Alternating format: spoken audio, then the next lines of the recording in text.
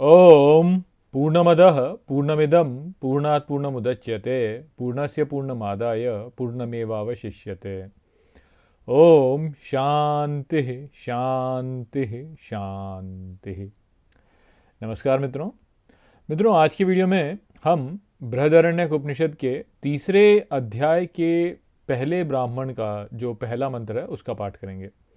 तो ये देखते हैं कि ये मंत्र क्या कहता है। तो जो मंत्र है वह कुछ इस प्रकार से है। ओम अर्थात ओम जनको ह वैदेहो बहुदक्षिणेन यज्ञेन एजे। अर्थात जनक वैदेह ने बहुत सी दक्षिणा द्वारा यज्ञ आरंभ किया। तत्र ह कुरु पंचालानां ब्राह्मणा अभिसमेता बभूवहु। अर्थात वहाँ कुरु और पंचाल के ब्राह्मण सम्मिलित हुए।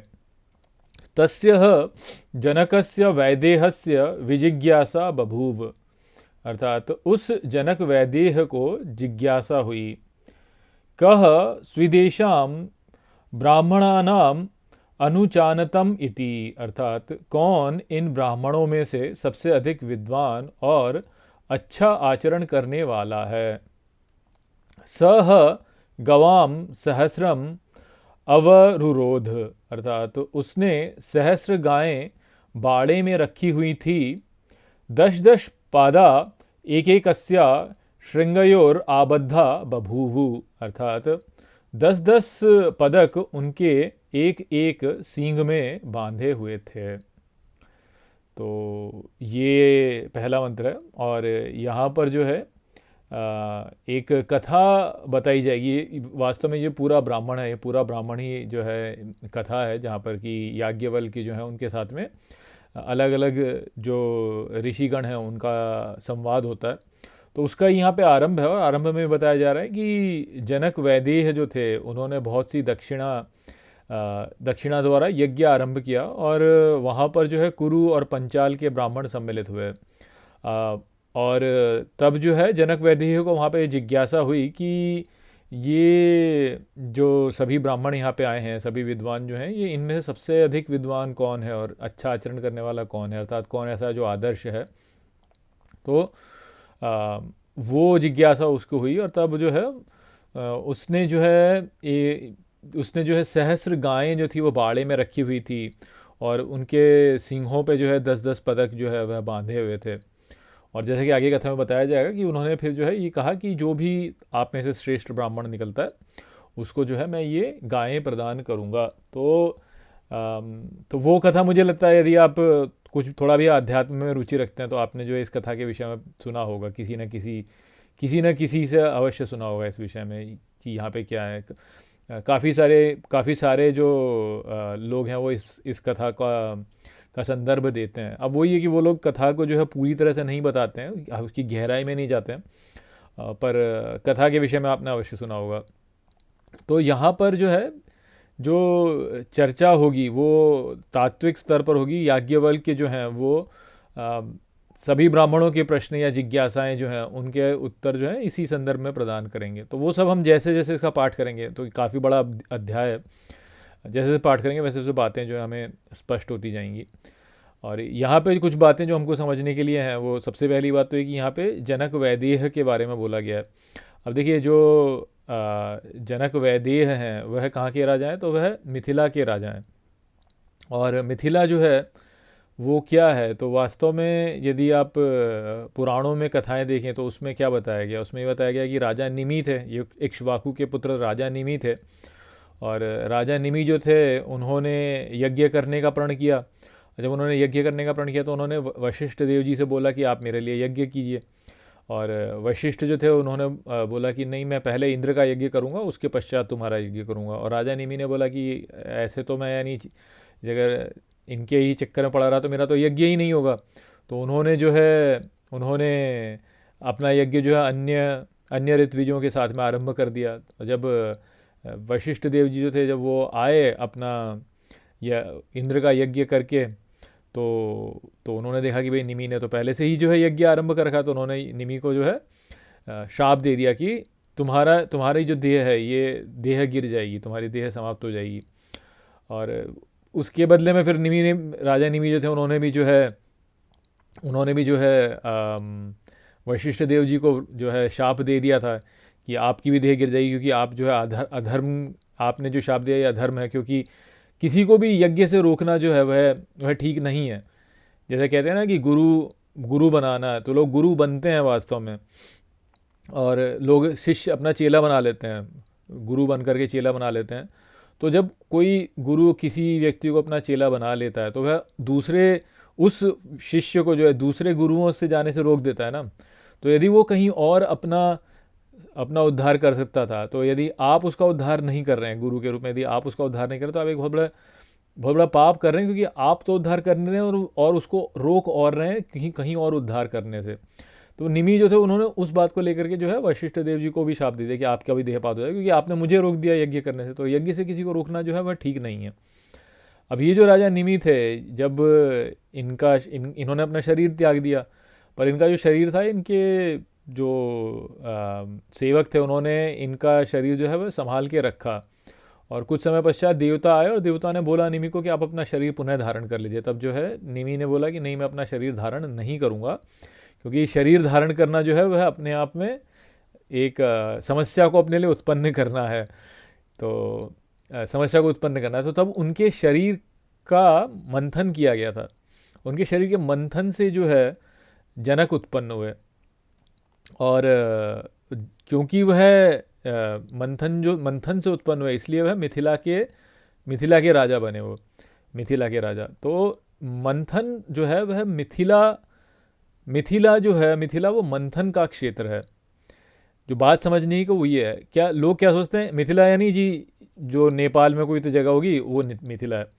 अब ठीक है, नेपाल में कोई जगह को यदि आपने मिथिला बोला, तो वो आप ऐसे बोल सकते हैं कि ठीक है, तीर्थ के रूप में, या वहाँ पे यदि लोग जो है मंथन करते हैं और तत्व को समझने का प्रयास करते हैं, तो ठीक है, आप उसको मिथिला कह सकते हैं। किंतु मिथिला वास्तव में क्या है? मिथिला वो देश है, वो स्थान है, या वो अवस्था है जहाँ पर कि व्यक्ति जो है मंथन कर रहा है, अर्थात इस समस्त सृष्टि को समझने का प्रयास कर रहा है कि यहाँ पे क्या है, कैसे है, क्यों है।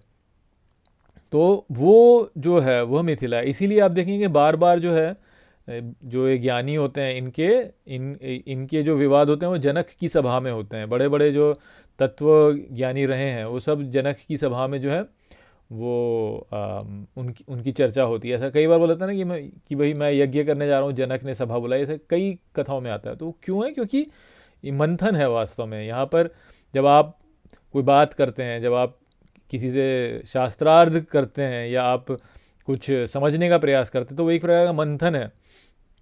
तो वो जो मंथन है वो मिथिला है, वास्तव में वो मिथिला है।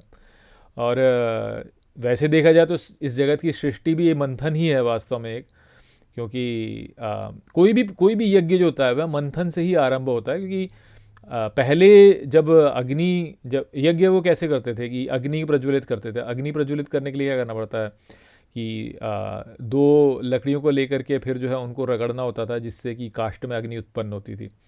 तो वो मंथन की प्रक्रिया थी। तो वो मंथन की प्रक्रिया, या आप देखिए किसी का जीवन आरंभ होता है तो कैसे आरंभ होता है? जीवन एक यज्ञ ही है ना, और जीवन आरंभ होता है तो कैसे होता है? माता पिता क्या करते हैं? मंथन ही करते हैं वास्तव में, वो भी एक प्रकार का मंथन ही है। तो जीवन से सीख लेना, समझना कि मैंने जीवन प्राप्त किया, क्यों प्राप्त किया, क्या इसका लक्ष्य था, मेरे जीवन का उद्देश्य क्या था, वो ही तो वास्तव में ये यज्ञ रूप में है ना। या यज्ञ में बलिदान दिया जाता है। इस जीवन में जब हम प्राप्त करते हैं तो बलिदान देते हैं, तो वो बलिदान देना, तो वही तो यज्ञ है ना। तो जो मिथिला है और जो विदेह के राजा हैं, वो इस प्रकार से ही हैं। और जो मिथिला का जो सबसे उनके, आप कहेंगे जो सब वहाँ उनसे संबंधित जो सबसे सर्वश्रेष्ठ माने जाते हैं, तो याज्ञवल्क्य ही हैं वास्तव में। याज्ञवल्क्य और जनक का जो है काफ़ी गहरा संबंध है। और याज्ञवल्क्य मैं आपको पहले ही बता चुका हूँ कि याज्ञवल्क्य का अर्थ क्या होता है, कि जो यज्ञ में जलने वाली जो वल्कल है, जो जब आप यज्ञ करते हैं तो आप अग्नि जलाते हैं, अग्नि को प्रज्वलित रखने के लिए उसमें आप क्या डालते हैं? उसमें आप लकड़ी डालते हैं। तो वो लकड़ी जो आप डालते हैं वह ही याज्ञवल्क्य है वास्तव में। वो समिधा जो है वह ही याज्ञवल्क्य है।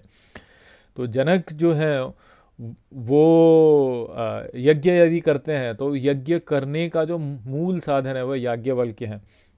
और वही बात यहाँ पे हम देखेंगे कि याज्ञवल्क्य जो है वह सबको सबके प्रश्नों का उत्तर प्रदान करेंगे। और तो इस प्रकार से ये एक यज्ञ ही हो जाएगा, ये एक यज्ञ ही हो जाएगा। और मैंने आपको पहले ही बताया कि याज्ञवल्क्य जो हैं वो ईश्वर का ही प्रतीक हैं वास्तव में, क्योंकि ये जो संपूर्ण ब्रह्मांड है, ये संपूर्ण ब्रह्मांड एक यज्ञ है।